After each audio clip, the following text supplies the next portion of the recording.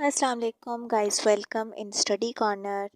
अगर आप चैनल पर न्यू हैं तो चैनल को सब्सक्राइब कर दीजिए एंड वीडियो को लाइक कर दीजिए। चलते हैं हमारे आज के टॉपिक की तरफ। तो आज का हमारा टॉपिक है fixed prepositions. Fixed prepositions are commonly used in English to convey specific meanings और relationship between words.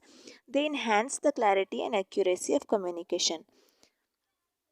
Let's move further for more explanations and more details that what are fixed prepositions. Fixed prepositions are combination of prepositions and word. Fixed preposition क्या है? combination है किसका? preposition का और words का, that form a set phrase with a specific meaning, जो set phrase बनाता है एक खास meaning के साथ। ये idiomatic भी हो सकते हैं और इनका जो है ना वो एक लफ्ज़ का मीनिंग नहीं निकाला जा सकता। दोनों प्रीपोजिशन और वर्ड एक साथ मिलकर ही एक स्पेसिफिक मीनिंग देते हैं। उन्हें हम कहते हैं फिक्स्ड प्रीपोजिशन। एक सिंगल वर्ड का हम मतलब नहीं निकाल सकते। आगे एग्जांपल्स में हम वो और ज़्यादा अच्छे से समझ लेंगे। एग्जांपल है हमारे पास इंटरेस्टेड इन।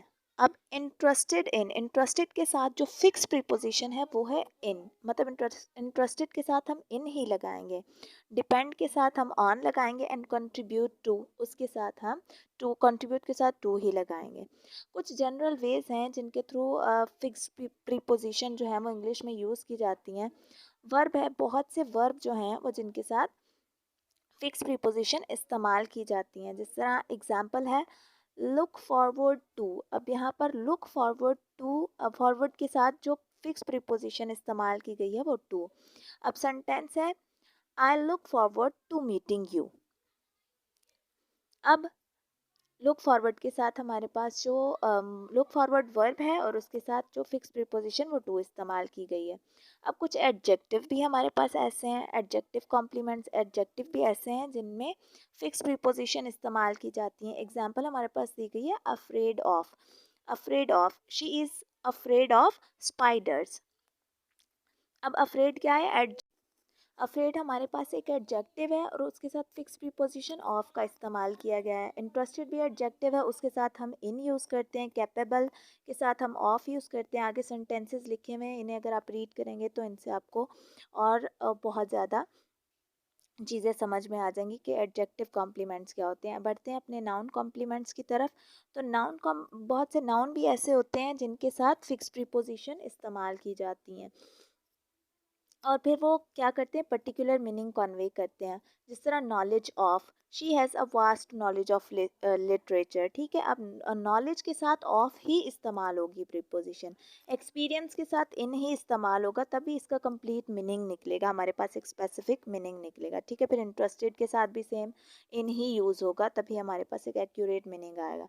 इडियोमेटिक एक्सप्रेशन जो है वो ये फॉलो नहीं, इडियोमेटिक एक्सप्रेशन जो है वो ग्रामर के रूल्स को फॉलो नहीं करते हैं। जिस तरह कट टू द चेज, अब इसका जो रियल मीनिंग है वो अलग ही है। Get to the main point without wasting time, मतलब मेन पॉइंट पे आ जाना बिना टाइम को वेस्ट किए हुए। इस तरह बाकी एग्जांपल्स भी नीचे जो हैं वो बताई गई हैं, जिन्हें अगर आप देखते हैं तो आपको उनसे और भी ज़्यादा चीज़ें समझ आ जाएंगी।